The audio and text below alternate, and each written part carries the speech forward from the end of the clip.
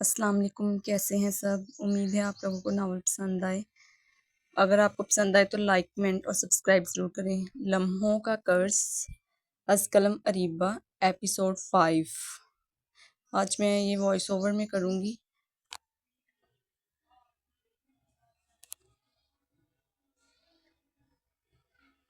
Library کا راز۔ شام کے 5 بجنے میں ابھی 10 منٹ باقی تھے۔ شہر کے پرانے حصے میں واقع مرکزی لائبریری برسوں سے خاموش کھڑی تھی۔ اونچی دیواریں، گرد سے بڑی کھڑکیاں اور لکڑی کا بھاری دروازہ جو وقت کے ساتھ اپنی چمک کھو بیٹھا تھا۔ زیان نے گاڑی چند قدم دور روک دی۔ حمزہ نے آس پاس نظر دوڑائی۔ سر، جگہ تو کافی سنسان لگ رہی ہے۔ ریان گاڑی سے اترتے ہوئے بولا، ایسی جگہ اتفاق سے نہیں چنی جاتی۔ جو شخص عائشہ کو یہاں بلانا چاہتا ہے وہ پہلے سے ہر چیز پلان کر چکا ہے۔ ادھر عائشہ بھی آہستہ آہستہ لائبریری کے دروازے تک پہنچ گئی۔ اس کے ہاتھ میں وہی پر اصرار خط تھا۔ وہ چند لمحے دروازے کے سامنے کھڑی رہی۔ کیا واقعی مجھے اندر جانا چاہیے؟ اس نے گہرا سانس لیا۔ وہ دروازہ دھکیل دیا۔ پرانا دروازہ آہستہ سے کھل گیا۔ اندر مکمل خاموشی تھی۔ صرف دیوار پر لگی پرانی گھڑی کی ٹک ٹک سنائی دے رہی تھی۔ دوسری طرف زیان، حمزہ اور ریان بھی لائبریری میں داخل ہوئے۔ ریان نے فوراً ارد گرد کا جائزہ لیا۔ احتیاط سے، یہ جگہ مجھے ٹھیک نہیں لگ رہی، حمزہ نے دھیمی آواز میں کہا۔ عائشہ کہاں ہے؟ زیان نے دور ہال کی طرف اشارہ کیا۔ وہ رہی۔ عائشہ ایک لمبی الماری کے سامنے کھڑی تھی۔ وہ کتابوں کو غور سے دیکھ رہی تھی۔ اچانک ایک کتاب خود بخود شیلف سے نیچے گر گئی۔ ٹھپ! عائشہ چونک گئی۔ اس نے ایک کتاب اٹھائی۔ اندر سے ایک پرانا لفافہ باہر گر گیا۔ لفافے پر صرف ایک لفظ لکھا تھا، عائشہ۔ اس کے ہاتھ کانپنے لگے۔ میرے نام کا لفافہ؟ اسی لمحے ریان تیزی سے اس کی طرف بڑھا۔ مت کھولو! لیکن دیر ہو چکی تھی۔ عائشہ نے لفافہ کھول لیا۔ اندر صرف ایک پرانی تصویر تھی۔ تصویر میں 2 چھوٹے بچے ہاتھ پکڑے کھڑے تھے۔ تصویر کا آدھا حصہ پھٹا ہوا تھا اور دوسرے بچے کا چہرہ غائب تھا۔ صرف نیچے ایک تاریخ لکھی تھی، 15 جولائی 2010۔ زیان تصویر کو دیکھتے ہی رک گیا۔ اس تاریخ نے اسے بے چین کر دیا تھا۔ یہ وہی دن تھا۔ وہ آہستہ سے بولا۔ حمزہ نے حیرانی سے پوچھا، کون سا دن؟ زیان نے نظریں تصویر سے نہیں ہٹائیں۔ جس دن میری زندگی بدل گئی تھی۔ اچانک لائبریری کی تمام لائٹس بجھ گئی۔ چاروں طرف اندھیرا چھا گیا۔ عائشہ گھبرا گئی۔ زیان! اسی لمحے اوپر والی منزل سے کسی کے قدموں کی آواز سنائی دی۔ ٹھک ٹھک ٹھک! ریان نے فوراً اپنی ٹارچ آن کی۔ روشنی سیدھی سیڑھیوں پر پڑی، مگر وہاں کوئی نہیں تھا۔ صرف ایک سیاہ رنگ کا لفافہ رکھا تھا۔ ریان نے آہستہ سے اسے اٹھایا۔ اس پر لکھا تھا، کھیل شروع ہو چکا ہے، اگر ہمت ہے تو اگلا قدم بڑھاؤ۔ زیان نے مٹھی بھینچ لی۔ اب یہ صرف عائشہ کا معاملہ نہیں، یہ ہم سب کی جنگ ہے۔ اسی لمحے دور اندھیرے میں ایک سیاہ لباس پہنے شخص ہلکا سا مسکرایا اور خاموشی سے غائب ہو گیا۔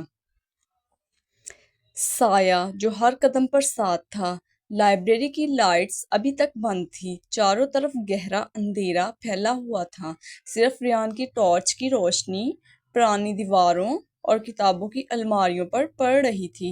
ہوا کے جھونکے سے کھڑکیاں ہلکی ہلکی ہل رہی تھی۔ سب لوگ ایک ساتھ رہو، ریان نے دھیمی مگر مضبوط آواز میں کہا۔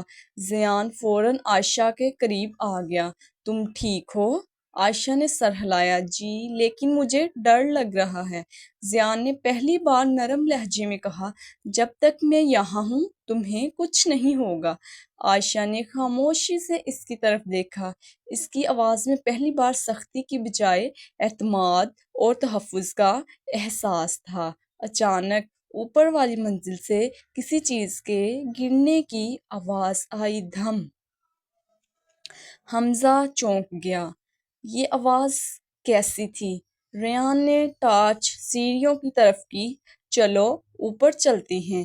چاروں آہستہ آہستہ لکڑی کی پرانی سیڑھیاں چڑھنے لگے۔ ہر قدم کے ساتھ سیڑھیاں چڑچڑا رہی تھیں، چڑ چڑ، اور اوپر پہنچ کر ایک لمبا راہداری نما ہال تھا۔ آخر میں ایک دروازہ آدھا کھلا ہوا تھا، ہوا کے ساتھ وہ آہستہ آہستہ ہل رہا تھا۔ زیان نے دروازہ کھولا۔ کمرہ خالی تھا، صرف درمیان میں ایک پرانی میز رکھی تھی۔ میز پر گرد سے بڑی ایک ڈائری پڑی تھی۔ عائشہ نے آگے بڑھ کر ڈائری اٹھائی، پہلا صفحہ کھولا۔ اندر صرف ایک جملہ لکھا تھا: سچ ہمیشہ وہاں چھپا ہوتا ہے جہاں کوئی تلاش نہیں کرتا۔ اس کے بعد تمام صفحات خالی تھے۔ حمزہ حیران رہ گیا، یہ کیسا مذاق ہے؟ ریان نے ڈائری کو غور سے دیکھا، پھر اس نے میز پر پڑا ایک چھوٹا سا آئینہ اٹھایا۔ اس نے آئینے کو ڈائری کے صفحے کے سامنے کیا۔ اچانک خالی صفحوں پر ہلکے ہلکے الفاظ نمودار ہونے لگے۔ حمزہ حیرت سے بولا، یہ کیسے؟ ریان مسکرایا۔ انویزیبل انک۔ کچھ پیغامات عام آنکھوں سے نہیں پڑھے جا سکتے۔ زیان نے جلدی سے صفحہ پڑھا۔ اس پر لکھا تھا: اگر جواب چاہتے ہو تو پرانی فیکٹری میں آؤ، لیکن یاد رکھنا ہر شخص پر بھروسہ مت کرنا۔ یہ پڑھتے ہی چاروں ایک دوسرے کو دیکھنے لگے۔ اسی لمحے کمرے کے باہر کسی کے بھاگنے کی آواز آئی۔ ٹھک ٹھک ٹھک، کوئی باہر ہے؟ زیان تیزی سے دروازے کی طرف بھاگا۔ ریان بھی اسی کے ساتھ دوڑا۔ راہداری کے آخر میں ایک سیاہ لباس پہنے شخص بھاگ رہا تھا۔ رکو! زیان نے آواز دی۔ وہ شخص سیڑھیاں اتر کر باہر کی طرف دوڑا۔ چاروں اس کے پیچھے بھاگے۔ جیسے ہی وہ لائبریری کے مرکزی دروازے تک پہنچے، وہ شخص غائب ہو چکا تھا۔ صرف زمین پر ایک سیاہ دستانہ پڑا تھا۔ ریان نے دستانہ اٹھایا۔ اس کے اندر ایک چھوٹا سا کاغذ چھپا ہوا تھا۔ اس پر صرف ایک حرف لکھا تھا: زی۔ زیان نے حیرت سے کہا، اب آر کے بعد زی؟ آخر یہ سب کیا ہے؟ ریان کی نظریں دور سڑک پر جم گئیں۔ اسے ایسا لگا جیسے کوئی انہیں دور سے دیکھ رہا ہو، اور واقعی سڑک کے دوسری طرف کھڑی ایک سیاہ گاڑی آہستہ آہستہ وہاں سے روانہ ہوئی۔ اس گاڑی کے اندر بیٹھا شخص ہلکا سا مسکرایا اور بولا، تم لوگ سچ کے بہت قریب آ چکے ہو، لیکن ابھی منزل بہت دور ہے۔ ایک نام جس نے سب کو خاموش کر دیا۔ رات کے 8 بج رہے تھے۔ لائبریری سے واپس آنے کے بعد زیان، ریان اور حمزہ کی private conference Shah group of industry کے روم میں پہنچے۔ کمرے کی تمام کھڑکیاں بند تھیں۔ میز پر وہی ڈائری، سیاہ دستانہ، آر او والا لاکٹ اور زی والا کاغذ رکھا تھا۔ کسی کے چہرے پر سکون نہیں تھا۔ ریان نے گہری سانس لیتے ہوئے کہا، یہ سب چیزیں الگ الگ نہیں ہیں، یہ ایک ہی کہانی کے حصے ہیں۔ حمزہ نے بے چینی سے پوچھا، لیکن وہ کہانی ہے کیا؟ ریان نے لاکٹ میز پر رکھتے ہوئے جواب دیا، اگر میرا اندازہ درست ہے تو یہ سب 15 سال پہلے شروع ہوا تھا۔ زیان چونک گیا۔ 15 سال پہلے؟ ریان نے سر ہلایا۔ ہاں۔ اور اس وقت ہم سب بچے تھے۔ کمرے میں خاموشی چھا گئی۔ اسی وقت عائشہ اپنے گھر میں اپنے والد کی پرانی ڈائری دیکھ رہی تھی۔ ڈائری کے آخری صفحے کے اندر ایک چھوٹا سا لفافہ چھپا ہوا تھا۔ اس نے احتیاط سے لفافہ کھولا۔ اندر ایک پرانی چابی اور ایک تصویر تھی۔ تصویر میں 4 بچے ایک باغ میں کھیل رہے تھے۔ عائشہ نے غور سے دیکھا۔ اچانک اس کی نظر ایک بچے پر رک گئی۔ اس بچے کے گلے میں بالکل ویسا ہی آر والا لاکٹ تھا۔ عائشہ کے ہاتھ کانپنے لگے۔ یہ کیسے ممکن ہے؟ دوسری طرف ریان نے اپنے لیپ ٹاپ پر تصویر اسکین کی۔ کمپیوٹر نے چند سیکنڈ میں تصویر کو صاف کر دیا۔ اب تصویر پہلے سے زیادہ واضح تھی۔ حمزہ اچانک کھڑا ہو گیا۔ سر، یہ بچہ، یہ تو آپ جیسے لگ رہے ہیں۔ ذیان خاموش ہو گیا۔ اس نے تصویر کو غور سے دیکھا۔ واقعی وہ بچہ حیرت انگیز حد تک اس سے ملتا جلتا تھا، لیکن اسے اس دن کی کوئی یاد نہیں تھی۔ اسی لمحے ریان کے فون پر ایک نامعلوم نمبر سے کال آئی۔ اس نے اسپیکر آن کیا۔ دوسری طرف سے بھاری آواز سنائی دی، ریان خان، اگر اپنے دوست کو زندہ دیکھنا چاہتے ہو تو تحقیقات یہیں ختم کر دو۔ ریان نے مضبوط لہجے میں کہا، پہلے اپنا نام بتاؤ۔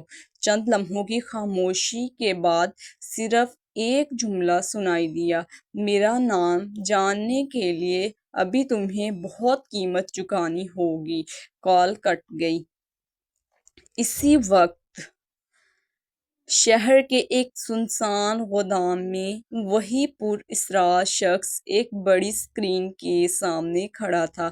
اس نے ذیان، عائشہ، حمزہ اور ریان کی تصویر کو دیکھا، پھر میز پر پڑی ایک فائل کھولی۔ فائل کے پہلے صفحے پر لکھا تھا، پروجیکٹ LQ لمحوں کے قرض۔ اس نے ہلکی سی مسکراہٹ کے ساتھ کہا، چاروں مہرے اپنی جگہ پہنچ چکے ہیں، اب اگلی چال ان کی نہیں میری ہوگی۔ اس نے شطرنج کا سیاہ بادشاہ آگے بڑھایا۔ کمرے میں گونجتی ہوئی اس کی ہنسی کے ساتھ منظر ختم ہو گیا۔ To be continued. امید ہے آپ سب لوگوں کو ناول پسند آئے گا۔ ناول پڑھ کر اپنے ریویوز ضرور دیجیے۔ اگر آپ لوگوں کو ایپیسوڈ پسند آئے تو لائک، کمنٹ ضرور کریں اور سبسکرائب ضرور